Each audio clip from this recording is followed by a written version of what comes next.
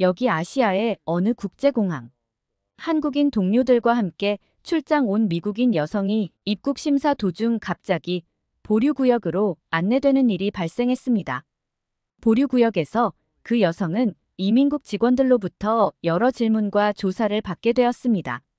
그 과정에서 그녀는 충격적인 사실을 듣게 됩니다.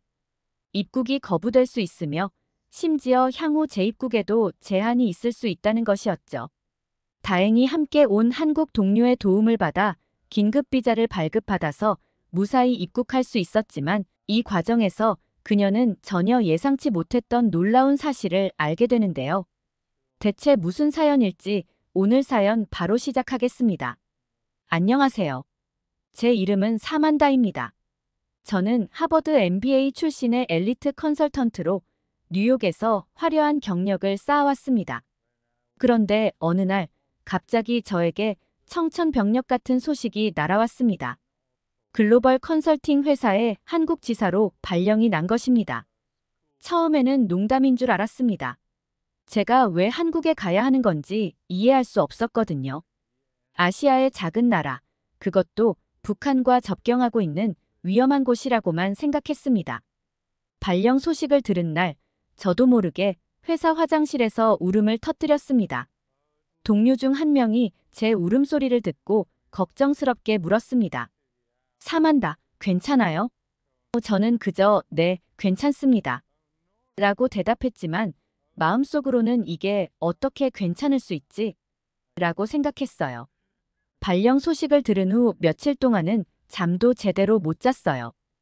회사에 항의도 해봤지만 소용없었죠. 사만다, 당신의 능력을 믿기에 보내는 거예요. 한국 시장은 빠르게 성장하고 있고 우리 회사의 미래가 걸린 중요한 프로젝트예요. 라는 말만 들었을 뿐이에요. 하지만 저는 그 말을 도저히 믿을 수 없었어요. 제 눈에는 그저 좋지 않은 보직으로의 좌천으로밖에 보이지 않았습니다. 친구들과 가족들에게 이 소식을 전했을 때 다들 놀라워했어요. 사만다, 너 정말 한국에 가는 거야? 거기서 뭘 배울 수 있겠어? 라는 반응이 대부분이었죠. 저도 그들의 말에 동의할 수밖에 없었어요. 미국에서 최고의 교육을 받고 뉴욕의 빅테크 기업들과 일해온 제가 한국에서 무엇을 더 배울 수 있을지 의문이 들었습니다. 발령 전날 밤 뉴욕 맨해튼의 제 아파트 창 밖으로 보이는 화려한 야경을 바라보며 한숨을 쉬었어요. 이제 이런 풍경을 볼 수 없다고 생각하니 가슴이 아팠죠. 한국에 대해 인터넷으로 검색해봤지만 제 눈에 들어오는 건 없었어요. 그저 개발도상국, K-팝, 김치 같은 단어들 뿐이었죠. 비행기를 타기 전 저는 결심했어요. 어차피 가야 한다면 1년만 버티자. 그리고 빨리 뉴욕으로 돌아오자. 이런 생각으로 저는 무거운 마음을 안고 인천행 비행기에 올랐습니다. 13시간의 긴 비행 동안 저는 계속해서 부정적인 생각들과 씨름했어요. 한국에서의 생활, 언어 장벽, 문화 차이 모든 것이 두려웠죠. 비행기 안에서 만난 한국인들을 보며 저는 그들과 제가 얼마나 다른지 생각했어요. 피부색도, 언어도, 문화도 모두 달랐죠. 과연 내가 이 사람들 속에서 잘 지낼 수 있을까? 하는 의문이 계속 들었어요. 하지만 이제 돌이킬 수 없는 선택이었고 저는 그저 앞으로 닥칠 일들을 받아들일 수밖에 없었습니다. 인천공항에 도착하기 직전 기내에서 한국 입국 신고서를 작성하면서 저는 문득 이런 생각을 했어요. 이게 정말 내 인생의 전환점이 될까? 아니면 그저 악몽 같은 일련이 될까? 그 답을 알 수 없었지만 한 가지 확실한 건 제 인생에서 가장 큰 도전이 시작되고 있다는 것이었습니다. 인천국제공항에 발을 디뎠을 때 저는 깜짝 놀랐어요.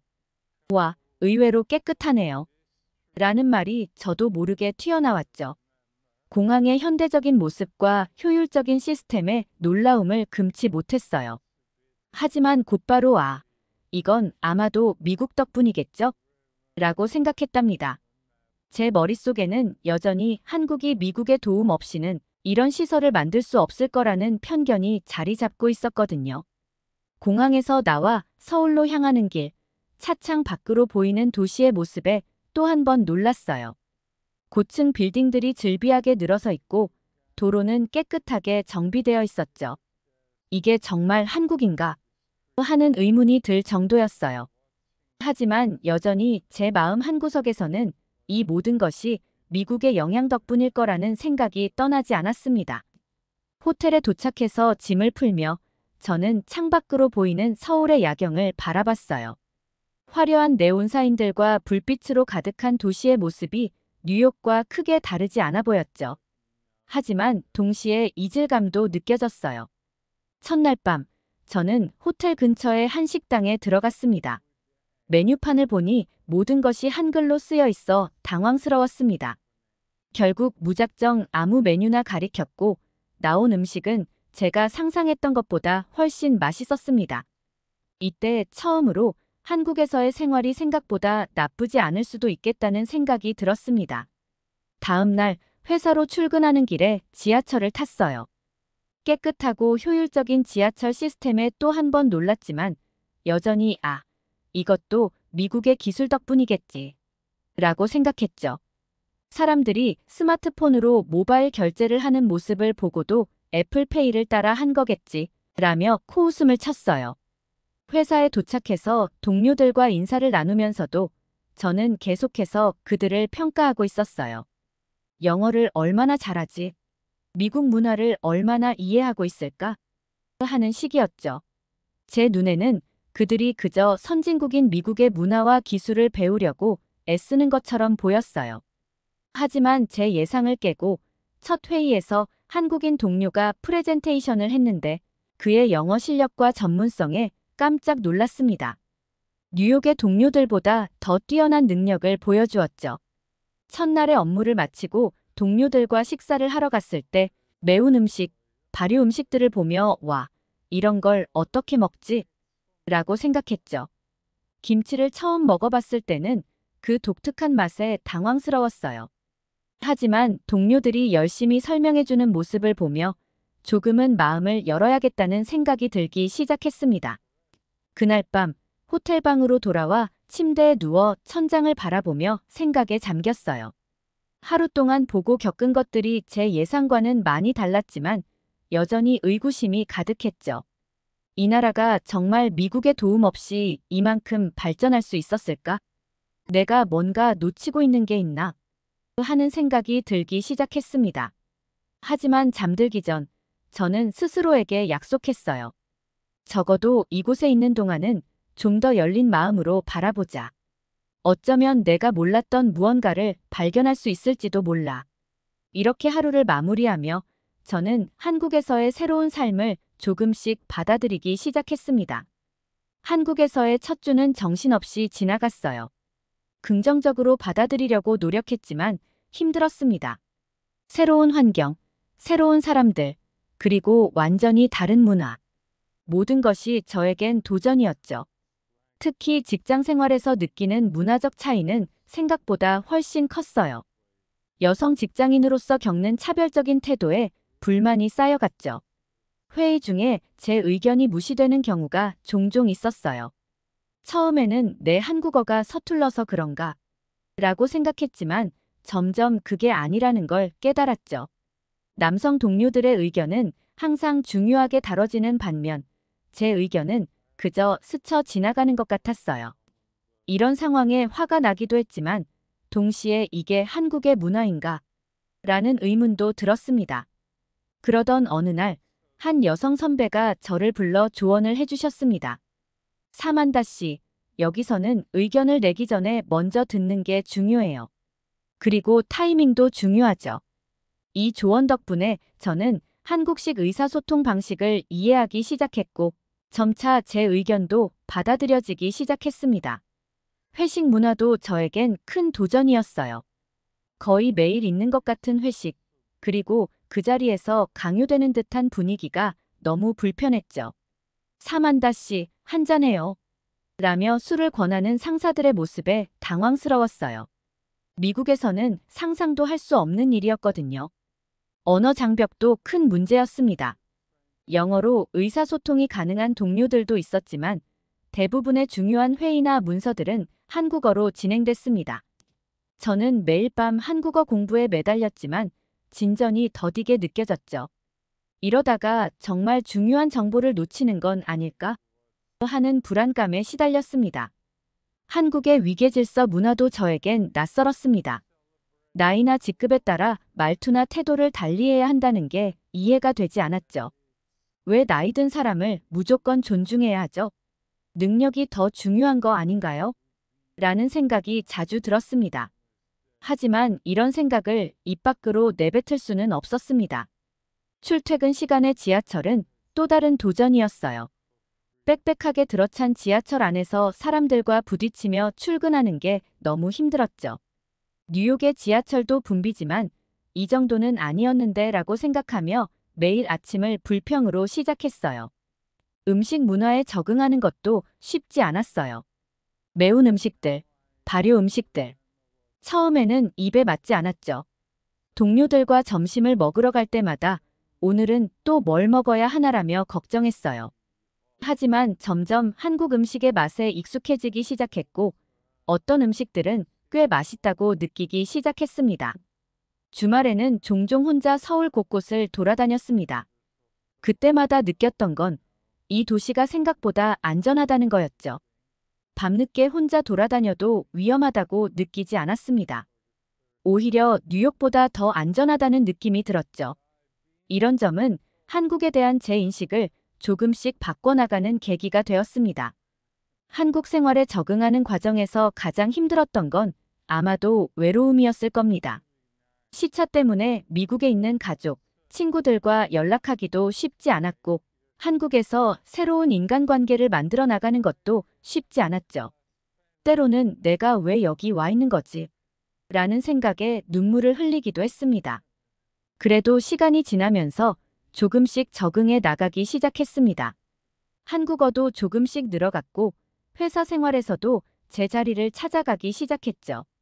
물론 여전히 불편한 점들은 많았지만 이제는 그것을 받아들이고 극복해 나가려는 자세를 갖게 되었습니다.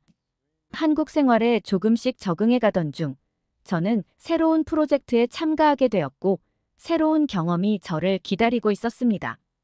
일본과 싱가포르로의 출장이 잡힌 것입니다. 먼저 일본으로 향했습니다.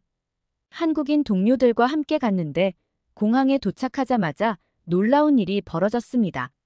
제가 입국 심사대에 섰을 때 생각보다 복잡한 절차를 거쳐야 했거든요.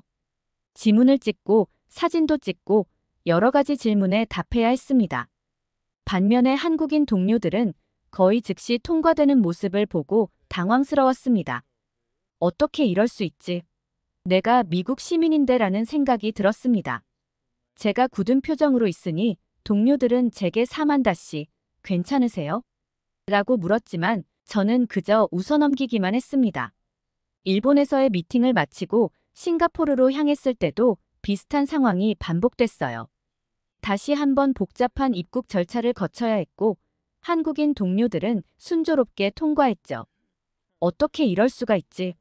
라는 생각이 들었지만 자존심이 상해서 차마 아무한테도 물어보지 못했어요. 출장 중 미팅에서도 예상치 못한 상황들이 벌어졌어요. 일본과 싱가포르의 비즈니스 파트너들이 한국 기업과 문화에 대해 높은 관심을 보이는 모습을 보고 놀랐죠. 그들은 한국의 기술력, K-팝, 드라마 등에 대해 이야기하며 눈을 반짝였어요. 반면 미국에 대해서는 별다른 관심을 보이지 않았습니다. 이런 경험들이 쌓이면서 저는 점점 더 혼란스러워졌어요. 그동안 제가 가지고 있던 세계관이 흔들리는 것 같았거든요. 미국이 세계 최강국이고 모든 나라가 미국을 동경한다는 생각이 서서히 무너지기 시작했죠. 서울로 돌아오는 길, 인천공항에 도착했을 때 저는 문득 이런 생각을 했어요. 이제 이곳이 집처럼 느껴지네. 그 순간 저는 제가 얼마나 변했는지 깨달았습니다. 한국에 대한 제 시각이, 그리고 세계를 바라보는 제 시각이 조금씩 바뀌고 있었던 거예요. 제 인생에서 가장 큰 충격을 받은 건 그 다음 출장이었습니다. 일본과 싱가포르를 다녀온 지 얼마 지나지 않아 아시아 국가로의 출장 계획이 급하게 잡혔습니다. 지금 돌이켜보면 업무에만 집중한 나머지 입국 절차를 제대로 알아보지 않은 제 자신이 정말 무지하고 부끄럽게 느껴집니다. 당시에는 입국 시 필요한 서류가 있을 거라는 생각조차 하지 못했으니까요. 공항에 도착해서야 비로소 비자가 필요하다는 사실을 알게 되었고 그 순간 정말 당황스러웠습니다. 더욱 놀라웠던 건 저와 달리 한국인 동료들은 아무런 문제 없이 입국하고 있다는 점이었습니다. 처음에는 동료들을 오해했어요. 그들만 비자를 미리 준비했고 저만 그 정보에서 제외된 것처럼 느껴졌거든요. 심지어 한국 동료들에게 약간의 서운함까지 느꼈습니다. 왜 미리 이야기해주지 않았을까? 하는 생각이 들었습니다. 보류구역에서 이민국 직원들의 질문 세례를 받았습니다. 입국 목적, 여행 계획, 비자를 준비하지 않은 이유 등을 상세히 설명해야 했죠. 그 과정에서 가장 충격적이었던 건 입국이 거부될 수 있고 심지어 일정 기간 동안 재입국이 제한될 수 있다는 말이었습니다. 그 순간 저는 정말 눈앞이 캄캄해졌어요. 다행히 한국 동료들의 신속한 도움으로 현지 회사의 공식 문서를 받아 긴급 비즈니스 비자를 발급받을 수 있었습니다. 하지만 그 과정이 너무 오래 걸렸고 저 때문에 동료들까지 불편을 겪게 해서 너무나 부끄러웠습니다. 고개를 들 수가 없었어요. 그런데 더 놀라운 사실은 따로 있었습니다. 알고 보니 미국인에게는 비자를 요구하면서 한국인에게는 요구하지 않는다는 거였어요. 항상 미국이 세계 최강국이고 미국 여권이 가장 강력하다고 믿어왔는데 현실은 제가 생각했던 것과 달랐던 겁니다. 이런 경험들이 쌓이면서 저는 점점 더 한국 여권의 힘을 실감하게 되었습니다. 동시에 미국 여권에 대한 제 자부심은 조금씩 무너져 갔습니다. 어떻게 이런 작은 나라의 여권이 이렇게 강력할 수 있지? 라는 의문이 계속 들었습니다. 이 경험을 통해 저는 세계가 변하고 있다는 걸 깨달았습니다. 미국 중심의 세계 질서가 조금씩 바뀌고 있고 새로운 강국들이 등장하고 있다는 거죠. 그리고 한국이 그 중심에 있다는 사실이 점점 더 분명해졌습니다. 여권의 힘 차이를 실감하면서 저는 제 자신의 정체성에 대해서도 다시 생각하게 되었습니다. 미국인이라는 게 과연 무엇을 의미하는 걸까요? 세계 시민으로서 우리는 어떤 자세를 가져야 할까요? 이런 질문들이 제 머릿속을 맴돌기 시작했습니다. 저는 한국 여권에 대해 더 자세히 알아보기로 했습니다. 그 과정에서 알게 된 사실들은 저를 더욱 놀라게 했죠.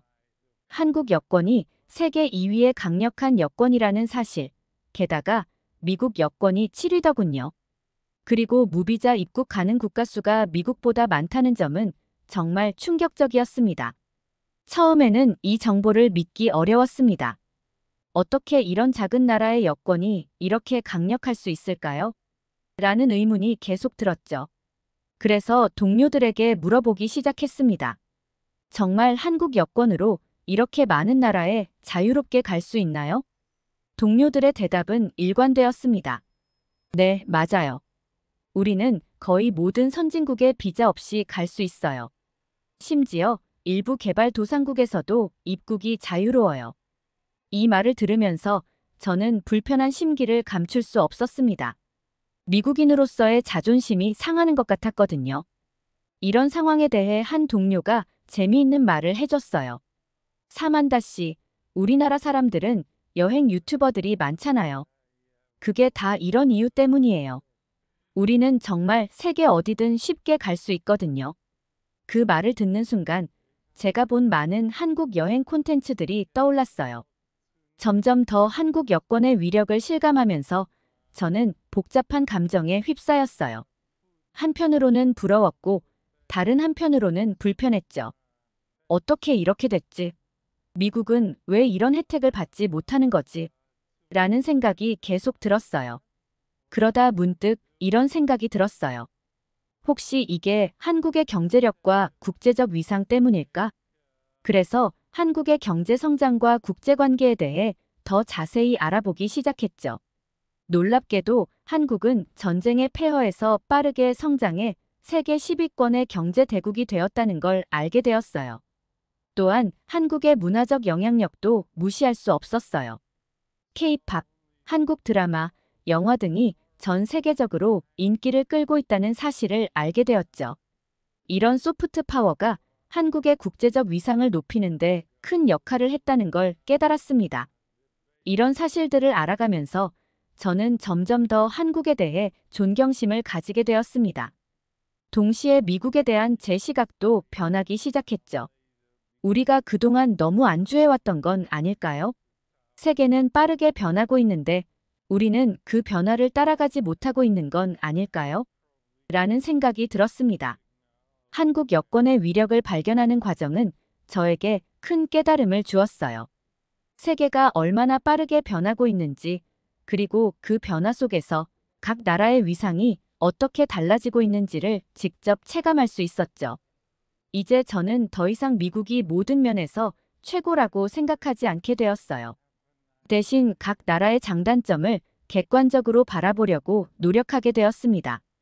그때부터 저는 미국과 한국의 국제적 위상에 대해 더 깊이 생각해 보게 되었어요. 그래서 저는 두 나라의 역사, 경제, 문화 등 다양한 측면을 비교해 보기 시작했습니다. 먼저 경제적인 측면에서 보면 미국은 여전히 세계 최대의 경제 대국이에요.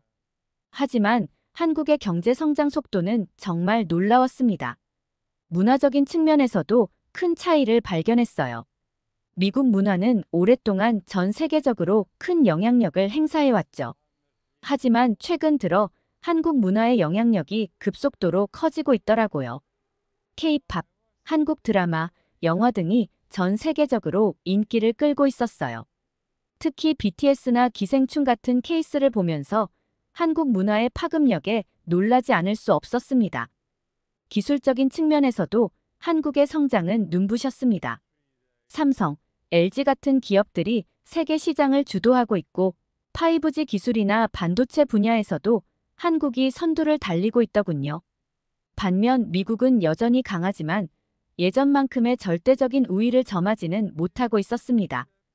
이런 점들을 종합해보니 한국의 국제적 위상이 왜 높아졌는지 조금씩 이해가 되기 시작했어요. 경제력, 문화적 영향력, 기술력 등이 복합적으로 작용해서 한국의 소프트 파워를 높인 것 같았죠. 그리고 이런 소프트 파워가 결국 여권의 힘으로까지 이어진 거겠죠. 한편 미국의 상황을 돌아보니 조금 씁쓸했습니다. 여전히 강대국이지만 예전만큼의 절대적인 영향력은 없어진 것 같았거든요. 특히 트럼프 정부 시기의 자국 우선주의 정책들이 미국의 국제적 신뢰도를 떨어뜨린 것 같았습니다. 이런 생각들을 하다 보니 국가의 힘이란 게 단순히 군사력이나 경제 규모만으로 결정되는 게 아니라는 걸 깨달았어요. 국제사회에서의 신뢰, 문화적 영향력, 기술 혁신 능력 등 다양한 요소들이 복합적으로 작용하는 거죠. 특히 인상 깊었던 건 한국의 코리아 디스카운트가 코리아 프리미엄으로 바뀌고 있다는 점이었습니다. 예전에는 한국 제품이라고 하면 싸구려 취급을 받았다는데 이제는 오히려 프리미엄을 받고 있다더군요. 이런 변화야말로 한국과의 위상이 얼마나 달라졌는지를 보여주는 좋은 예시 같았습니다.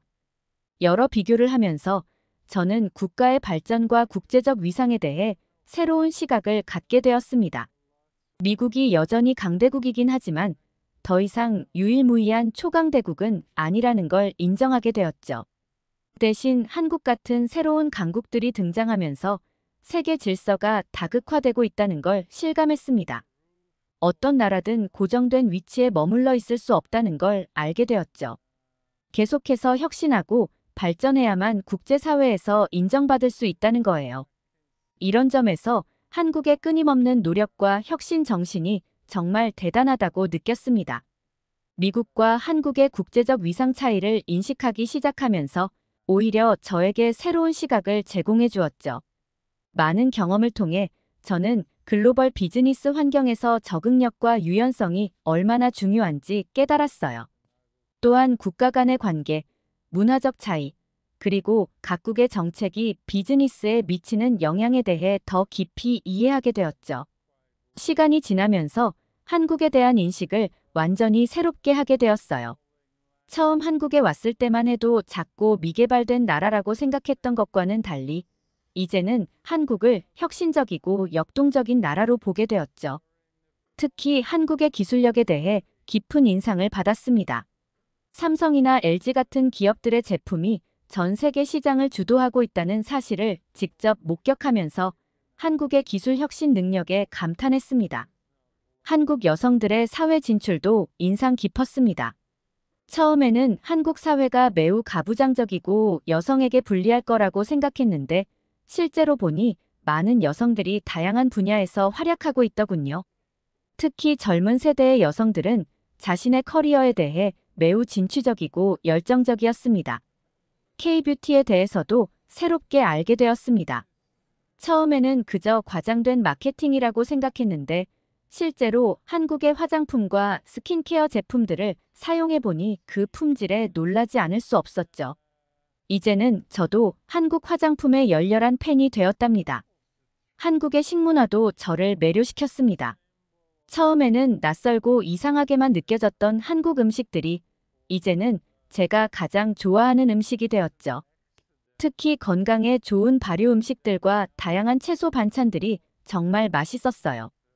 이제는 한국을 떠나면 김치가 그리워질 것 같습니다. 또한 한국의 교육열에 대해서도 새롭게 알게 되었어요.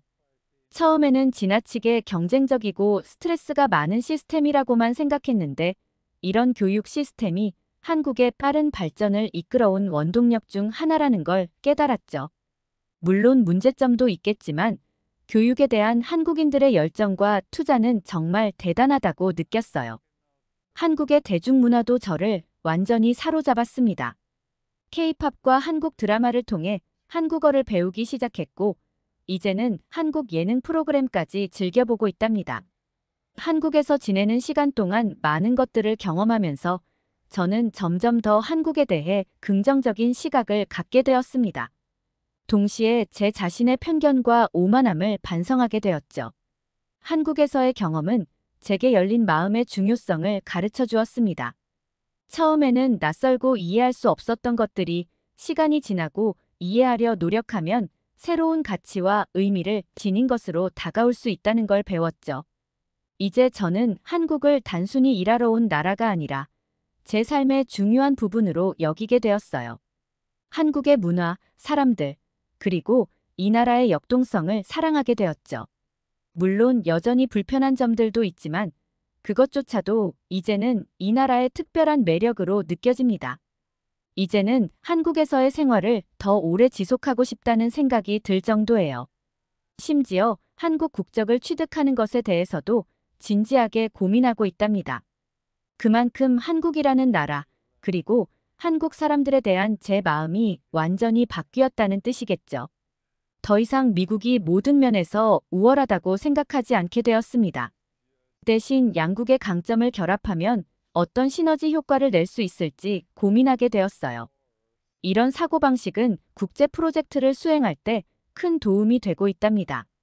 가장 큰 변화는 아마도 제 자신감일 거예요. 이전에는 미국인이라는 사실 하나만으로 자신감을 가졌다면 이제는 다양한 경험과 능력을 바탕으로 한 진정한 자신감을 갖게 되었어요. 어떤 상황에서도 적응하고 성공할 수 있다는 믿음이 생겼죠. 미래에 대한 계획도 많이 바뀌었습니다. 단순히 미국으로 돌아가 성공하는 것이 아니라 글로벌 무대에서 활약하는 진정한 세계 시민이 되고 싶어요. 변화와 성장을 겪으면서 저는 한국에 깊은 감사의 마음을 갖게 되었어요. 제가 이렇게 성장할 수 있었던 건 모두 한국이라는 나라, 그리고 한국 사람들 덕분이에요. 앞으로도 한국과의 인연을 소중히 여기며 양국의 발전에 기여할 수 있는 글로벌 리더가 되고 싶습니다. 처음 한국에 출발할 때만 하더라도 불만과 편견으로 가득 차 있었지만 한국의 역동성, 혁신성, 그리고 따뜻한 인간미는 제 마음을 완전히 사로잡았습니다. 제게 새로운 세상을 보여주신 한국, 그리고 한국 사람들에게 진심으로 감사드립니다. 사연을 보내주신 사만다님 감사드립니다. 사만다님의 경험을 통해 저도 한국 여권의 실질적인 위상과 영향력을 새롭게 인식하게 되었습니다. 사만다님이 앞으로 글로벌 무대에서 더욱 빛나는 활약을 펼치시길 바라며 진정한 세계 시민으로 성장하시길 응원하겠습니다. 사만다님의 앞날에 행운이 가득하시기를 바랍니다. 오늘 사연이 재미있으셨다면 구독과 좋아요, 알림 설정까지 부탁드립니다. 더 재미있는 사연으로 돌아오겠습니다. 이상 감동 탐험이었습니다.